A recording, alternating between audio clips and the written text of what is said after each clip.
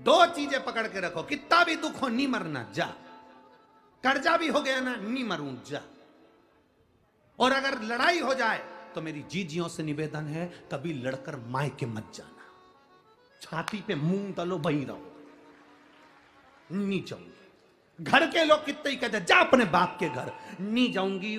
जितना झगड़ा हो उतना चने की दाल गलाओ, पूरन पोली बनाओ, खा, नहीं जाऊंगी। और अगर वो ज्यादा बोले कि तू जा तो साथ में आमठी भी तैयार करो, नहीं जा। और ज्यादा गुस्सा आए तो मिर्ची को कूट के ठेसा बना लो, पर मत जा, नहीं जा। कहे तो जा अपने बाप के घर, जा अपने पिता के घर, नहीं जाऊंगी जा। मेरी माताओं से निवेदन, आज घर जो टूट रहे हैं ना इसी बात के, तुम चले जाती हो मायके, मायके वाले तुमसे कह देते हैं अब मत जाना, कभी भी मत जा। अब हम उनको अदालत में देखेंगे, इसमें देखेंगे, उसमें देखेंगे, और बेटा और बेटी का घर टूट गया, वो अदालत में खड़े हैं, वो अदालत में पहुंच रहे हैं, अदालत में एक दूसरे का मुंह देख रहे हैं, इधर से ये भड़का रहा है, उधर से वो भड़का रहा है, मत जा, वही छाती पे रहे, नहीं जाऊंगी जा। ये 20 साल अगर दारू पिया होगा तो इसमें पत्र में लिखा है जो बात तो हमने बोली नहीं है, जो पत्र में लिखी वो बात तो बोली ही नहीं, कि कितना बकते होंगे, कितने बोलते होंगे, कितने कहते होंगे, कितने 20 साल में कितना सहन करा होगा, जरा विचार करिएगा। हमने वो बात बोली नहीं है, कितना सहन करा होगा। रहो, संभालने का थोड़ा प्रयास करो, और जिस दिन तुम संभालना सीख गए,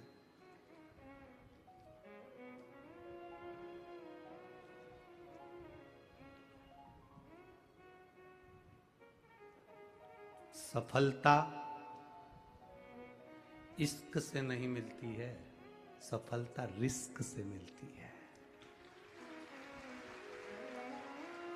अगर इश्क से सफलता मिल जाती तो बात दूसरी थी, सफलता तो रिस्क लेते हैं जब हम कंपटीशन में उतरते हैं, दुनिया का दबाव पड़ता है, टेंशन आती है, बहुत चिंताएं आती हैं, तब सफलता मिलती है।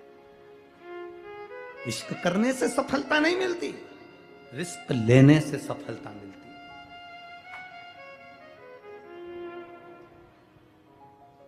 बल्लाल के गांव के लोग सेठ जी के पास जाकर बोले तुम्हारा बेटा खुद भी नहीं पढ़ता और हमारे बच्चों को भी नहीं पढ़ने देता।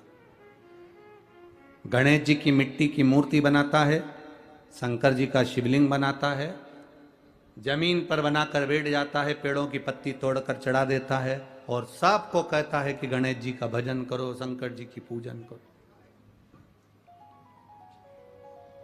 तुम्हारा बेटा इतना बेकार है कि वो दूसरे को भी नहीं पढ़ने दे और खुद भी नहीं पढ़े, वो दूसरे को भी विद्यार्जन नहीं करने दे और खुद भी ना करे। तो पिता को क्रोध आया, मां को तो मालूम ही नहीं कि पति जा रहा है मेरे बेटे के पास, और पिता दौड़ कर गया। आज बेटे को देखा कि यहां मूर्ति की पूजन कर रहा है, गणेश जी की मूर्ति उठाकर फेंक दी, शिव जी की मूर्ति उठाकर फेंक दी, बेटे को पेड़ से बांध दिया, 2-3 दिन भूखा रहेगा, सब ठिकाने लग जाएगा। कब तक गांव वालों के ताने सुनूंगा मैं, कब तक श्रवण करूंगा मैं, कब तक सुनूंगा मैं। मूर्ति को फेंक दिया गया और बेटे को पेड़ से बांध दिया। शाम होने लगी, सेठानी को अपने बेटे की याद आई। बल्लालेश्वर तीसरे नंबर के विनायक हैं अष्ट विनायक में, तीसरे। सेठानी को अपने पुत्र की याद आती है, और सेठानी को जब पुत्र की याद आई तो उसने अपने पति से, सेठ जी से कहा, सुनो जी स्वामी, मेरा बेटा नहीं दिख रहा, मेरा बेटा ना जाने कहां चले गया, ढूंढ रही हूं मिल नहीं रहा, वो विद्यालय से भी नहीं आया, वो ना जाने कहां रह गया, गुरु घर पूछ के आई हूं, गुरु घर पे भी नहीं मिला, मेरा बेटा कहां, मेरा पुत्र कहां। सेठ अपनी पत्नी को यह नहीं बता रहा कि मैं उसको पेड़ से बांध कर आ गया हूं। शाम हो गई, मध्य रात्रि हो गई, मध्य रात्रि हो गई, पूरी रात निकल गई, सुबह हो गई, सेठानी को नींद ना आई क्योंकि मेरा पुत्र ना जाने कहां गया है। अब एक बात बताओ आप, एक मां को बेटे की जितनी चिंता होती है, उतनी ही चिंता, उतनी ही बेचैनी उस परमात्मा को भी अपने भक्त की होती है।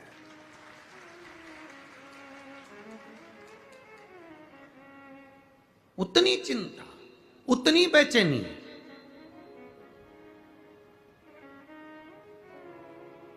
उस परमात्मा को भी होती है, अपने भक्त की होती है।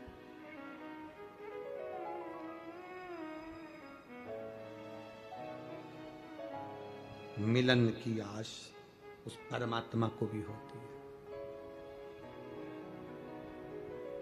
मिलन की आस उस परमात्मा को भी होती है। कैसे मिले मेरा वो भक्त? मां जितनी बेचैन हो रही है अपने पुत्र से मिलने के लिए। एक रात हो गई, रात बड़ी भारी निकलती है, जब बेटा नहीं दिखे, छोटा सा बेटा, मात्र 8 वर्ष की आयु जिसकी, और वो बेटा ना दिखे तो मां की हालत क्या होगी? पिता चैन से सो रहा है क्योंकि उसको मालूम है मैं बांध कर आया, उसको मालूम है मेरे पेड़ से बांधा है, पर मां मां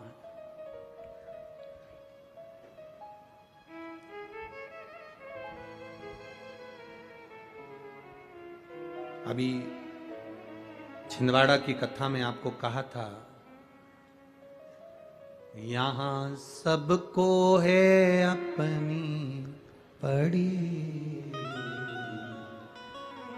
भजन कर ले घड़ी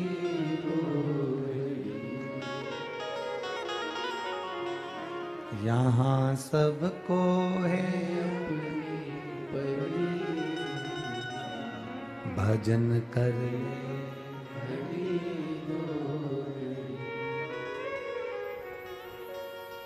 इन नैनों का होना भी क्या, इन नैनों का होना भी क्या,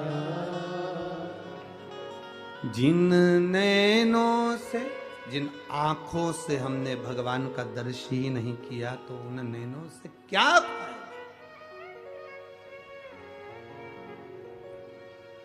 क्या लाभ?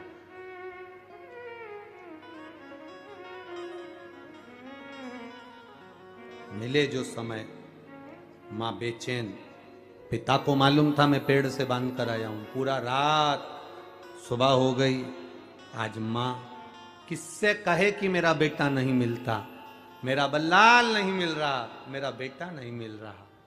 ढूंढते ढूंढते मां थक गई। तब उस मां ने जो पहले करती थी आज वो किया, शिवलिंग का निर्माण, पार्थिव शिवलिंग का निर्माण कर कर गणेश जी की मट्टी की मूर्ति बनाकर उसकी पूजन के लिए बैठ गई।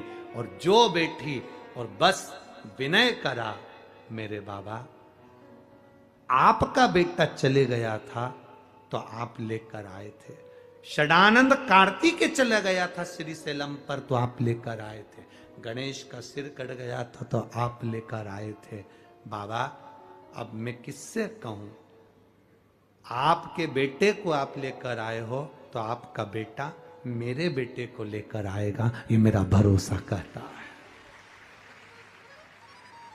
ये मेरा भरोसा कहता है, ये मेरा विश्वास कहता है, ये मेरी दृढ़ता कहती है।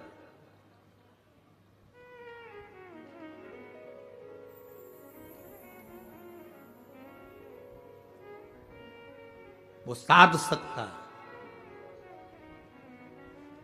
पिता बेटे को इतना बोल्ड बनाए कि जब घर में, बहुत बहुत ध्यान देना, पिता अपनी बहन को कुछ दे रहा है कि नहीं दे रहा उससे मतलब नहीं, पर भतीजे जो हों वो भतीजे ऐसे ऐसे मेहनत करने वाले हों, जब बुआ आए तो भतीजे शान से अपने घर में अपनी माँ से कह सके, मम्मी राखी पे बुआ आने वाली है, उसको 2 साड़ी देना, एक पिता की तरफ से, भतीजे की तरफ से।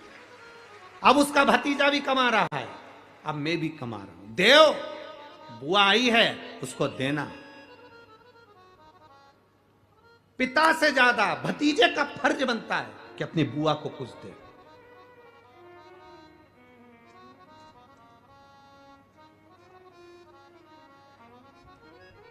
वो तो दुनिया के लोगों ने बुआ का नाम बदनाम कर दिया। वो प्रहलाद की जो बुआ थी, उसने, दुनिया के लोगों ने कहानी गलत गढ़ दी, पूरी कहानी गलत बताई। अगर दुनिया के लोग सही कहानी बताते तो भतीजा और बुआ का संबंध खराब नहीं होता। कहानी गलत थी ना। लोगों ने कहा, हिरण्यकशिपु ने अपनी बहन से कहा, बहन तू अपने भतीजे को गोदी में रख कर बैठ जा और चादर ओढ़ कर बैठ जाना, तू बच जाएगी, तेरा भतीजा जल जाएगा। तो बुआ भतीजे को जलाने के लिए गोदी में लेकर बैठी। बोलो सही है कि गलत है? लोगों ने कहानी गलत बताई। होलिका, लोगों ने कहा उसने अपने भतीजे को जलाया। पहले तो होलिका का नाम तो निकालो कि होलिका का नाम क्या है। कथा वालों ने कह दिया हिरण्यकशिपु की बहन थी होलिका, वो अपने भतीजी प्रहलाद को गोदी में लेकर बैठ गई। वो प्रहलाद को हाथी के पांव के नीचे डाला, खोलते तेल में डाला, अग्नि में डाला, इसमें डाला, उसमें डाला, नहीं मरा। आखिरी में अपनी बहन से कहा होलिका तो अपने भतीजे को गोदी में लेकर बैठ जा। पहले उस होलिका का असली नाम तो लाओ, जिस होलिका का नाम विष्णु पुराण में डूंडा लिखा है। क्या नाम लिखा है? डूंडा। होलिका का असली नाम लिखा है विष्णु पुराण में डूंडा। इसलिए आज भी होली में लकड़ी नहीं जलाई जाती, मोटे मोटे ढूंढ जलाए जाते हैं, क्योंकि उसका नाम ढूंढा है। और ढूंढा बैठी अग्नि में, भतीजे को गोदी में लेकर बैठ गई। उसके पास में एक ब्रह्मा जी की चादर थी, जिसको ओढ़ कर बैठ जाती थी तो आगी में जल नहीं सकती थी। ढूंढा ने देखा चारों तरफ से आगी लग गई, मेरा भतीजा जल जाएगा। तो बुआ को लगा मेरा भतीजा जल जाएगा। बुआ वो होती है जो दुआ देती है, बुआ कभी बद्दुआ नहीं देती है। और ढूंढा ने अपनी चादर को उतारा, आगी चारों तरफ से लग गई। बुआ को लगा मेरा भतीजा जल जाएगा, तो अपनी चादर उतार कर अपने भतीजे पे डाल दी और बुआ खुद जल गई, पर अपने भतीजे को नहीं जलने दिया। ये कथा है, पर लोगों ने उसको पूरी पलट दिया, पूरा पलट दिया। बुआ कब जलाई अपने भतीजे को? आप में से इतनी सारी बुआ बैठी हैं, कभी अपने भतीजे को अपशब्द कहा? कभी अपने भतीजे को श्राप दिया? कभी अपने भतीजे को बद्दुआ दी? नहीं। जब भी बोलती हो मेरा भतीजा खूब फले फूले, भगवान कृपा करे मेरे भाई जैसा नाम कमाए, मेरा भैया कितना नाम कमाता वैसा मेरा भतीजा नाम कमाए, तो भतीजे को चाहिए जब बुआ घर में आए तो अपने मम्मी पापा से कहना, पापा मम्मी 2 साड़ी देना, क्योंकि अब मेरी नौकरी लग गई है, मैं कमाने लगा हूं, मैं कमा रहा हूं, इसलिए मम्मी एक काम करना, 1 साड़ी पापा देंगे अपनी बहन को और 1 मैं दूंगा अपनी बुआ को। तो मम्मी कहेगी तू अपनी बहन को देना, बुआ को क्यों दे रहा है? तो कह देना अगर आज मैं दूंगा तो उसके भी भतीजे उसको देंगे। ये हमारे यहां क्रम चालू होना चाहिए।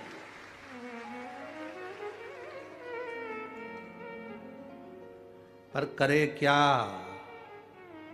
4 भाई 1 साड़ी बहन को जब देते हैं पैक करके, पूरी पैकिंग,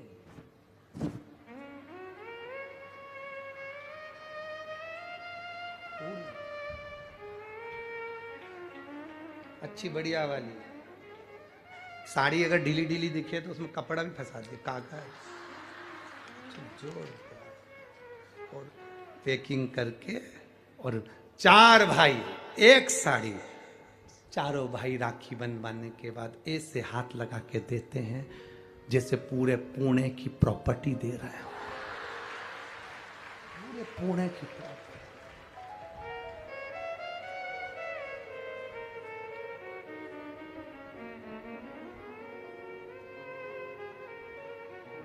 अब किसी ने पूछा कि क्यों रे चारों भाइयों ने मिलके 1 साड़ी दी? अभी हम एक ही तो घर में रहते हैं, सब एक हैं। तो एक काम करा करो, 1 थाली खाने की लगाओ, 1 भाई खाना खाए, बाकी के सब टच करके बैठ जाओ। एक ही जगह तो रह रहे हो, एक ही थाली में काम। तुम्हारे टच करने से 4 भाई का एक साड़ी में हिस्सा हो गया, तो तुम्हारा समोसा तुम खाओ, बाकी के 3 भाई टच करके बैठे, पेट नहीं भरा है। अपने को क्या करना, अपन तो अपनी साड़ी ओढ़ो दादा, अब करो क्या उसको, चित्त क्या, विचार करिए जरा, या भरोसा अपने भतीजा कहे नहीं देव, बहन बेटी को देने से कभी घटता नहीं है, कभी नहीं घटेगा, जिंदगी भर नहीं घटेगा। क्या घट रहा है? शिव को दिया कभी नहीं घटता, संत को दिया कभी नहीं घटता, और बहन बेटी को दिया, गौ माता को दिया, कभी नहीं घटता, कभी नहीं घटता।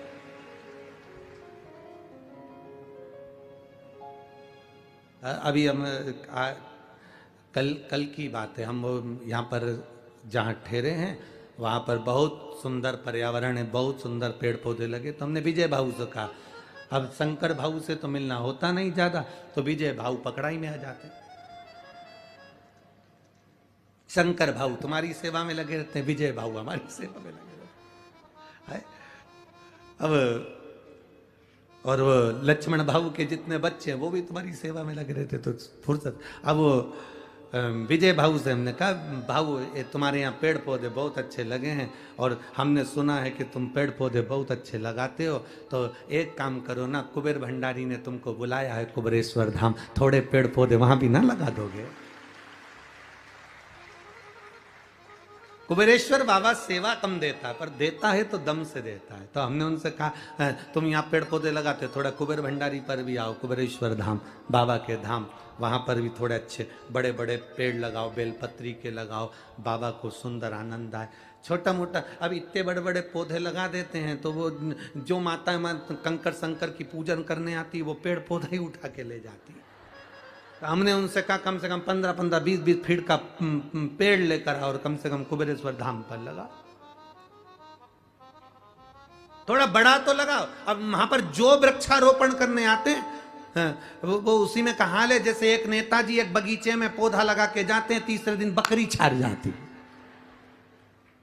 तो करो क्या इतना छोटा सा पौधा का, बड़े बड़े लाओ। तो तुम लगा सकते हो कि मां पन पे थोड़े दिन अपने घर पे उसको बड़ा करो, तो लाओ।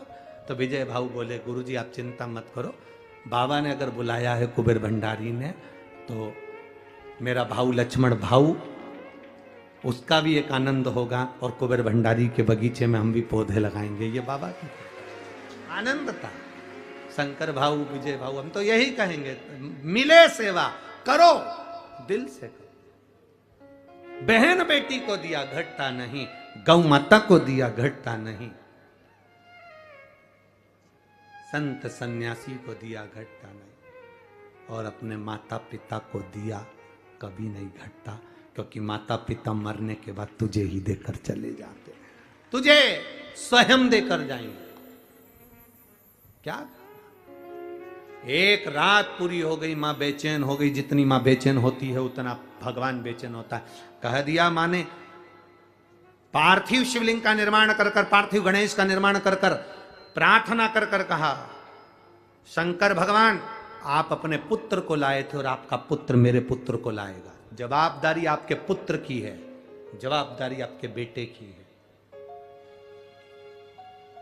जब बेटों पर जवाबदारी आती है तो फिर वो जवाबदारी बड़ी प्रबल होती है, बड़ी प्रबल। शिवलिंग बना लिया, गणेश बना लिए, पूजन में लग गई। सेठ आया, सेठ ने आकर अपनी पत्नी सेठानी से कहा, मुख से कहा, तेरा बेटा भी यही करता था, तेरा बेटा यही काम करता था, और तू भी यही कर रही है। ये माता के गर्भ के संस्कार है। ये हमारे संस्कार हमारे बच्चों में आते हैं।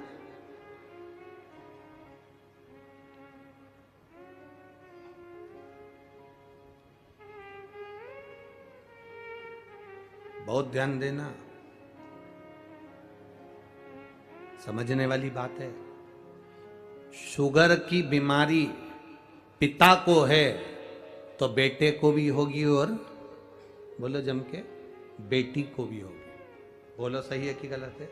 डॉक्टर के पास दिखाने जाओगे तो पूछ लेगा क्यों तुम्हारे यहाँ किसी को शुगर थी क्या, तुम्हारे यहाँ किसी को बीपी था, तुम्हारे यहाँ किसी को ये बीमारी थी। डॉक्टर पूछता है ये बीमारी के लक्षण, बीमारी का थोड़ा थोड़ा लक्षण अपने वंश में चला आता है। अगर पिता को शुगर थी, दादा को शुगर थी, तो बच्चों में धीरे धीरे वो आएगी, आती है। वो ब्लड की बीमारी है। अगर शुगर तुम्हारे पोते तक आ सकती है तो शंकर का भजन भी तुम्हारे पोते तक आना चाहिए। शुगर अगर तुम्हारी बेटी तक जा सकती है, नाती पंथी तक जा सकती है, तो भगवान का भजन भी नाती और पंथी तक जाना चाहिए। ये ब्लड के अनुसार चलना चाहिए। वक्त बदले बदल जाने दो, पर खून नहीं बदलना चाहिए, सनातन धर्म का रहना चाहिए। यह कैसे बदल जाए?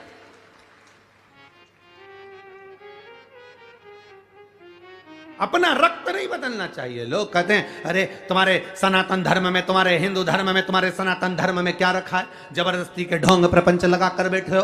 क्या रखा है सनातन धर्म में? उनसे कह देना झूठा खा लूंगा पर किसी दूसरे धर्म में नहीं जाऊंगा, अपने धर्म को महान बनाऊंगा, सनातन धर्म की श्रेष्ठता पाऊंगा, नहीं भटकूंगा। क्यों भटकूं? दूसरे धर्म के लोगों के लिए बहुत सारे देश हैं, दूसरे धर्म के लोगों के लिए बहुत सारे देश हैं, बहुत देश।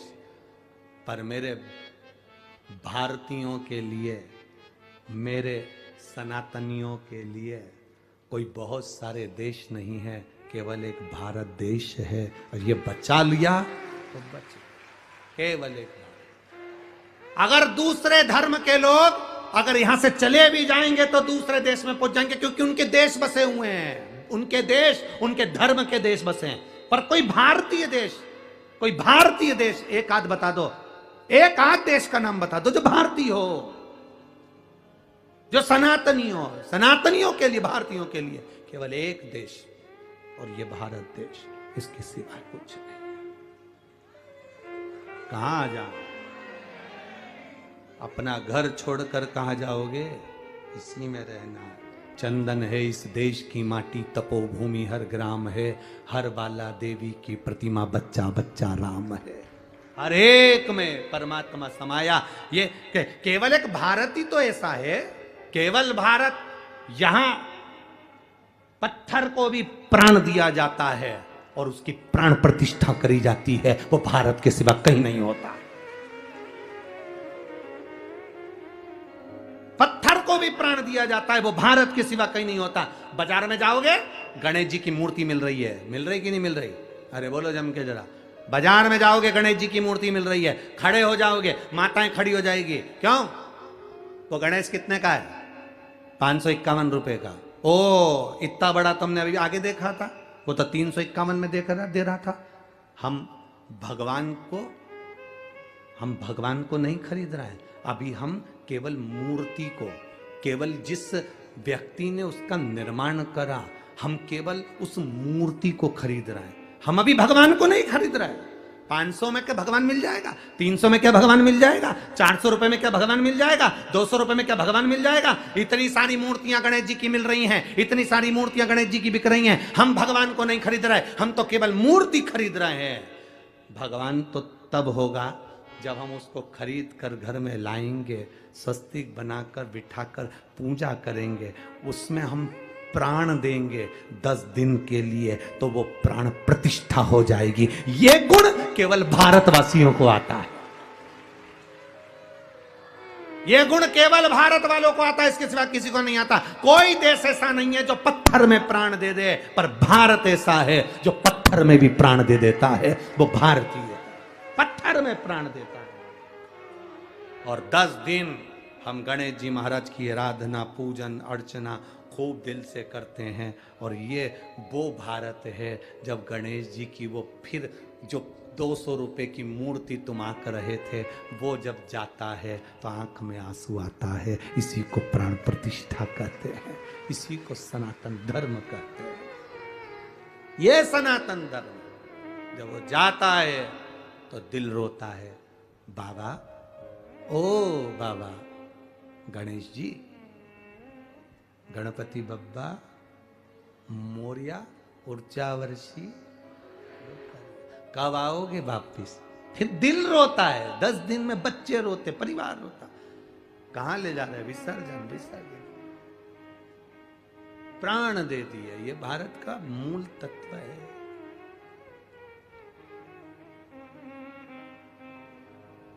इसीलिए शिव तत्व कह रहा है, भगवान शंकर का संवाद कर, ओगरदानी का सुंदर भाव कर, शिव तत्व।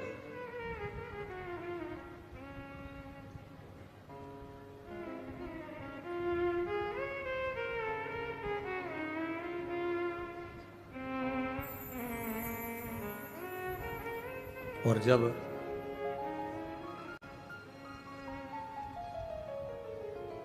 बल्लाल की मां ने मांगा, गणेश जी महाराज पहुंचे। विश्वास दृढ़ था ना। अब ये नहीं कहा कि शंकर जी तुम जाना, तुम्हारा बेटा मेरा बेटे को लाएगा। तुम्हारा बेटा मेरे बेटे को लाएगा, और मेरा बेटा नहीं है वो भी तुम्हारा ही है। अभी तक हमने अपने संबंध बनाकर रखे, आप अपने संबंध छोड़कर परमात्मा का संबंध बनाइए।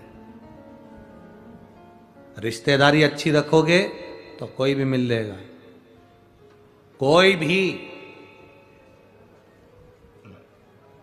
तुम्हारी पहचान ही नहीं है,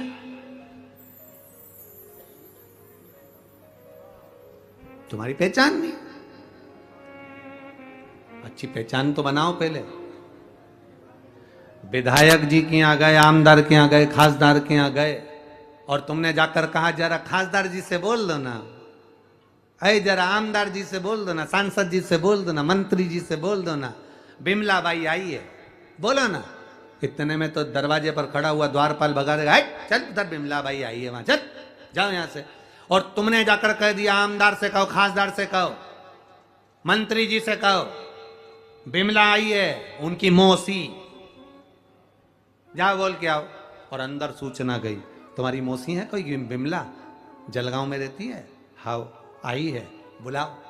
आमदार खासदार मंत्री जी के अंदर लाओ, जल्दी लाओ, मेरी मौसी है, अंदर बुलाओ उसको, बुलाओ। तुमने कह दिया मौसी आई है तो तुरंत अंदर लिया। तुमने कहा केवल बिमला आई है, दरवाजे से भगा दिया। भगवान शंकर से तुम ऐसा संबंध बनाना, तुम्हारी रिश्तेदारी ऐसी बनाना कि जैसे यमराज आए और इतने में तुम्हारे मुख से निकल जाए, बुलाओ। कह दो भोलेनाथ जी को, कह दो यमराज को, किसको लेने आया है, किसको?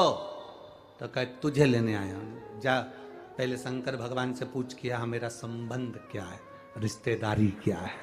अकाल मृत्यु वो मरे जो काम करे चंडाल का, काल उसका क्या बिगाड़े जो भक्त हो महा। क्या बिगड़ेगा? इसीलिए ऐसा डमरू बजाया,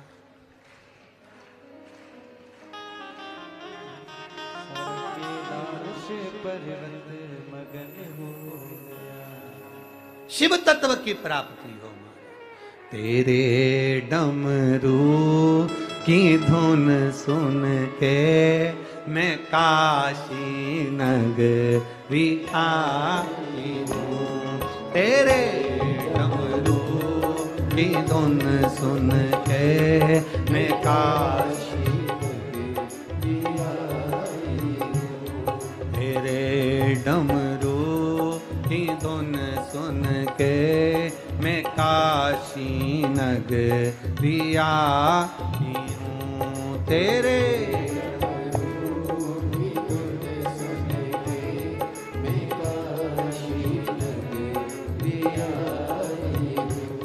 मैं काशी नगरी आई हूँ, मैं काशी नगरी आई हूँ, मैं काशी नगरी आई हूँ, मैं काशी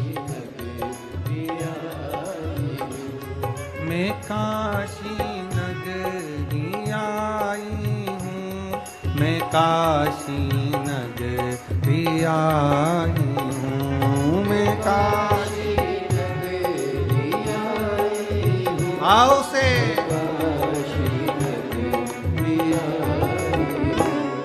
मेरे भोले ओ बम भोले, मैं काशी नगरी आई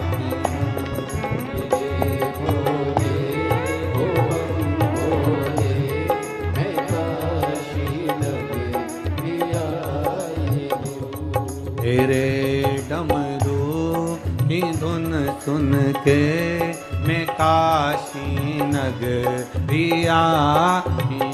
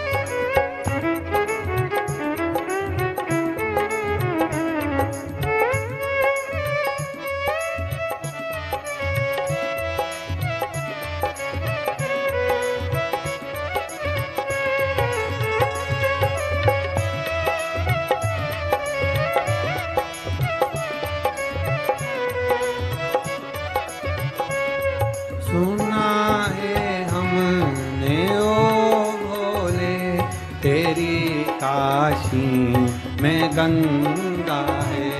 सुना है हमने ओ भोले, तेरी काशी में गंगा है। सुना है हमने ओ भोले, तेरी काशी में गंगा है। सुना है हमने ओ भोले, तेरी काशी में गंगा है।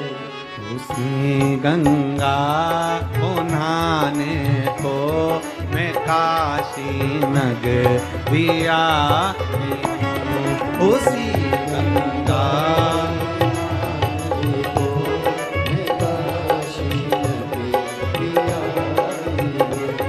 मेरे भोले ओ बम भोले, मैं काशी नगरी आई हूँ। मेरे भोले ओ बम भोले, मैं काशी नगरी आई हूँ।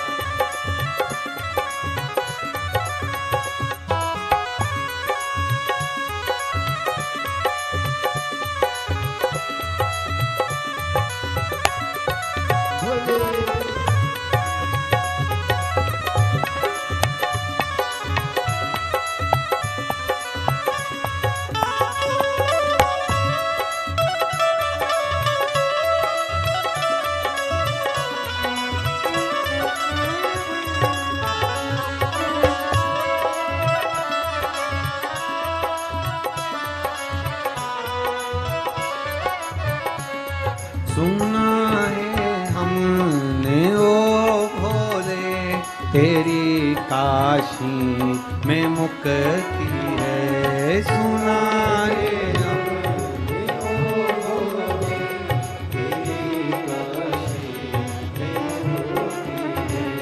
सुना है हमने ओ भोले, तेरी काशी में मुक्ति है। सुना है हमने ओ भोले, तेरी काशी में मुक्ति है।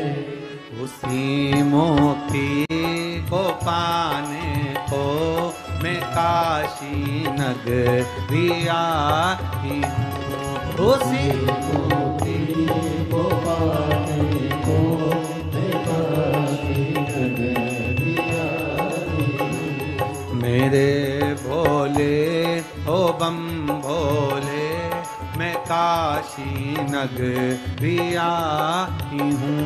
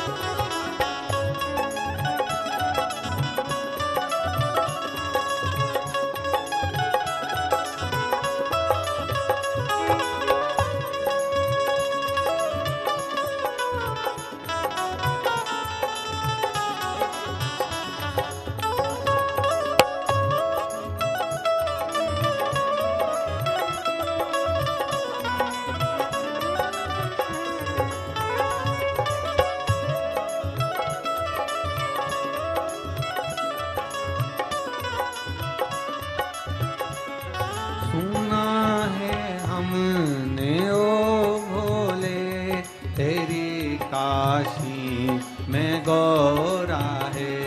सुना है हमने ओ भोले, तेरी काशी में गौरा है। सुना है हमने ओ भोले, तेरी काशी में गौरा है।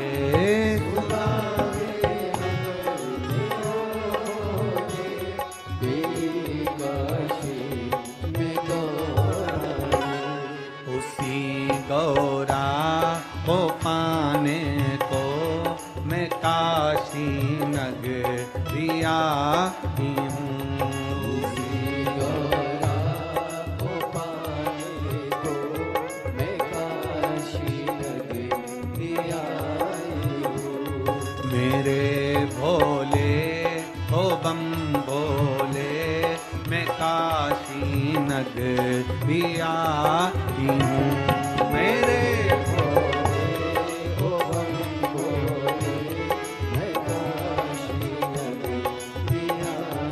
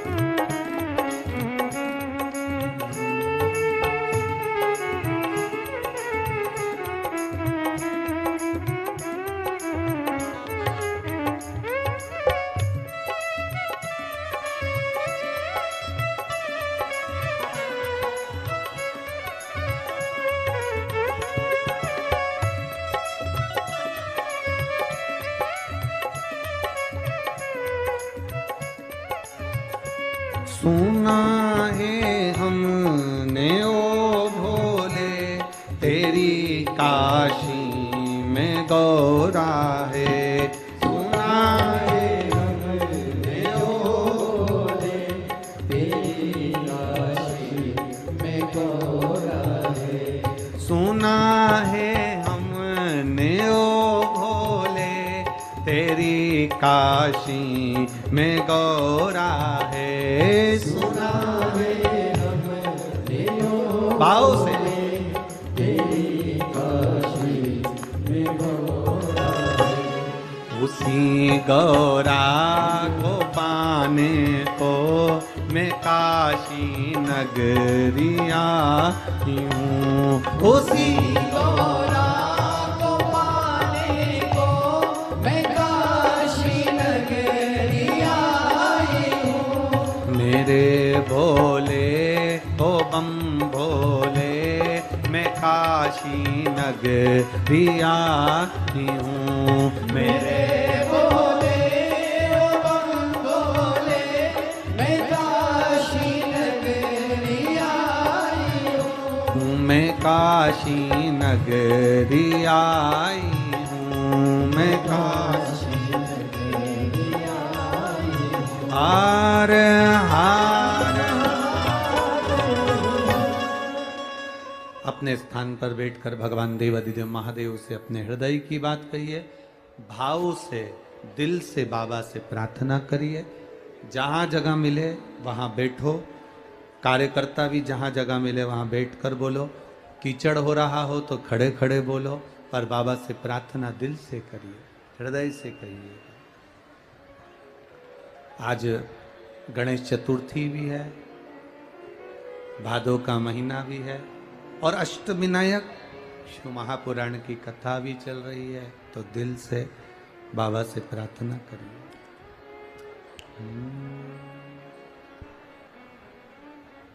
श्री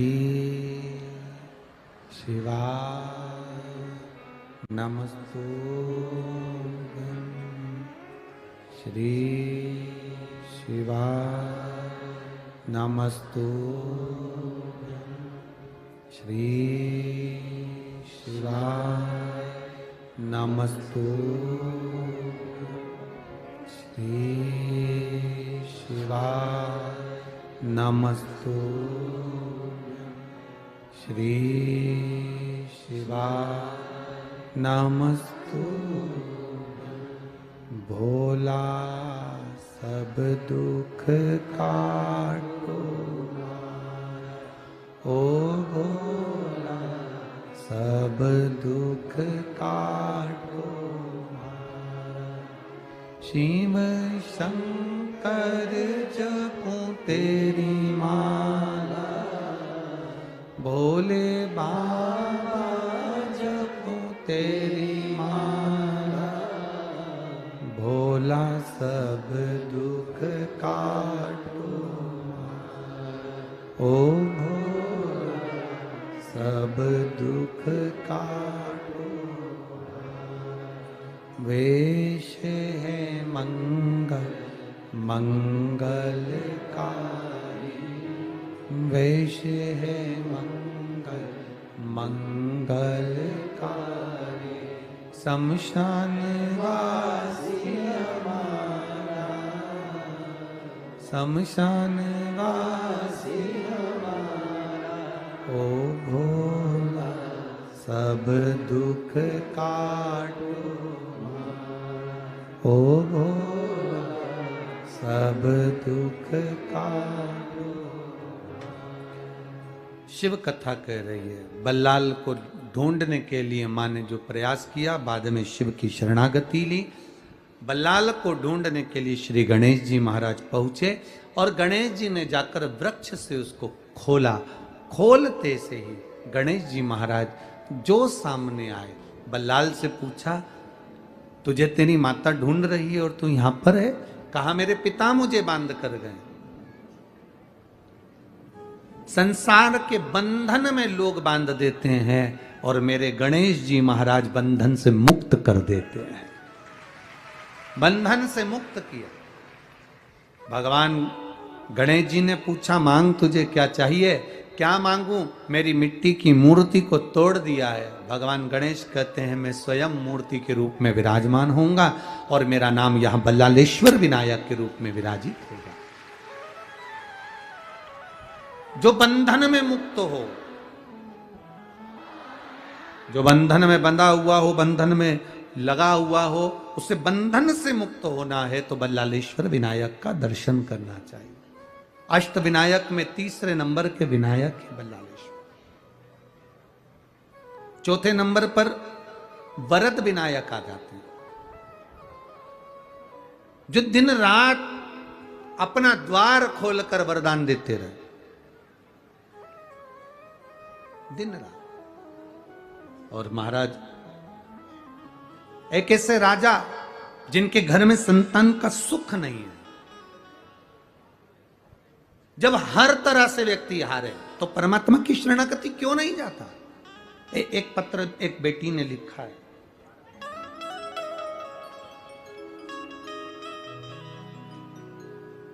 मेरा नाम कांचन विजय चौहान है, पीपले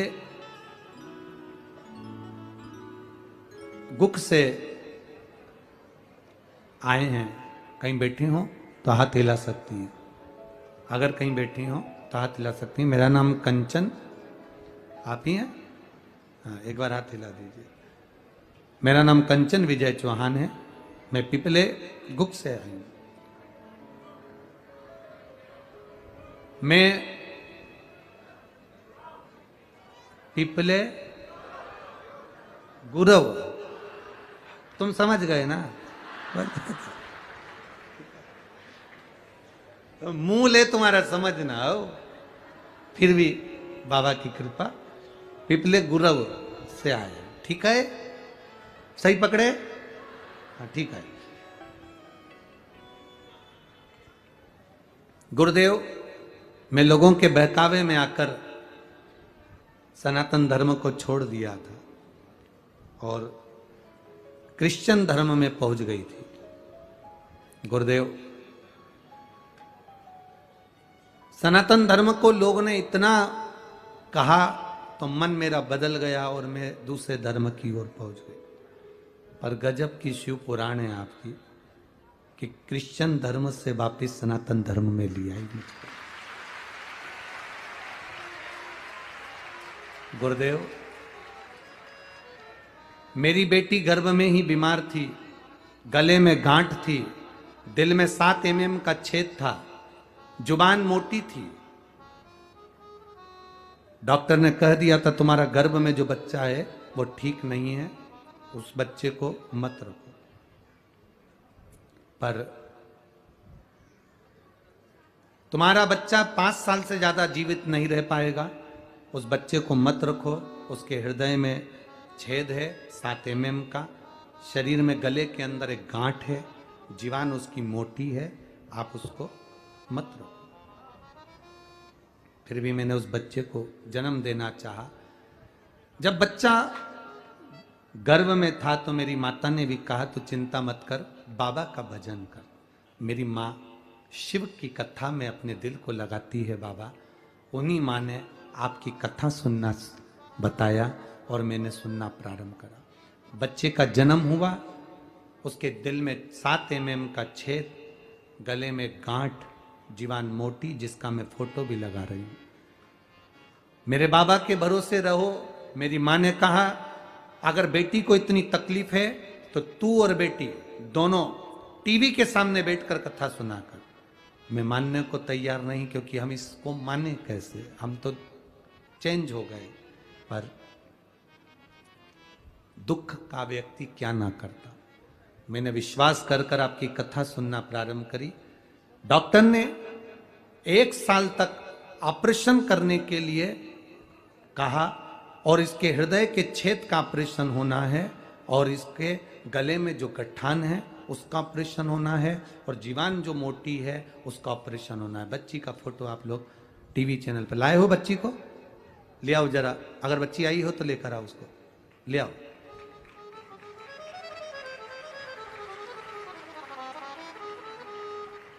डॉक्टर उसके 7 mm छेद का हृदय में जो छेद है उसका ऑपरेशन का तैयारी कर रहे हैं, उसके गले की गठान के ऑपरेशन की तैयारी कर रहे हैं। और मेरी माँ मुझे कथा सुनने का कहती है, मैंने 15 से 20 दिन मांगे डॉक्टर से और ऑपरेशन की तैयारी भी करते रहे। और आपका जो मंत्र है श्री शिवाय नमस्तुभ्यम जपते रहे।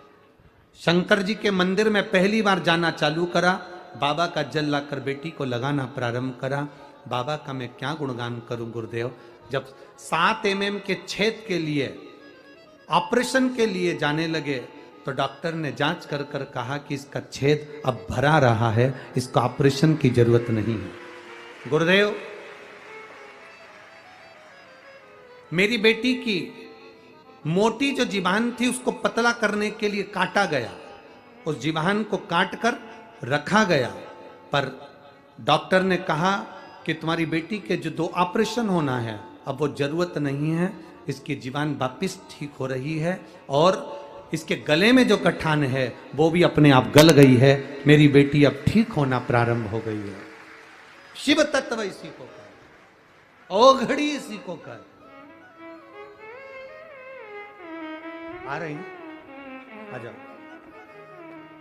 अरे खाली न जाता कोई दर से तुम्हारे, खाली न जाता कोई दर से तुम्हारे, मैं भी खड़ी हूँ बाहें पसारे, अपने हृदय से लगा लो। एक बार जोरदार ताली बजाए बेटी के लिए। प्रणाम।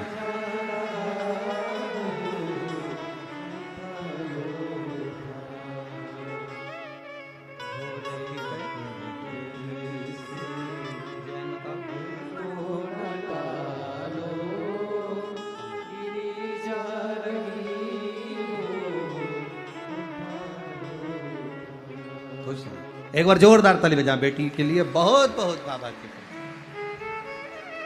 शिव तत्व में क्या नहीं है। एक पत्र और बड़ा सुंदर आया है, देखिए इस पत्र को। एक पत्र है, मैं मनीषा रायपुरे, गांव हरसोड़ा, जिला कुल ठाणा, ठीक है, कुल ढाणा, ठीक है, तहसील मलकापुर से आई हूं। कहीं बैठी हैं?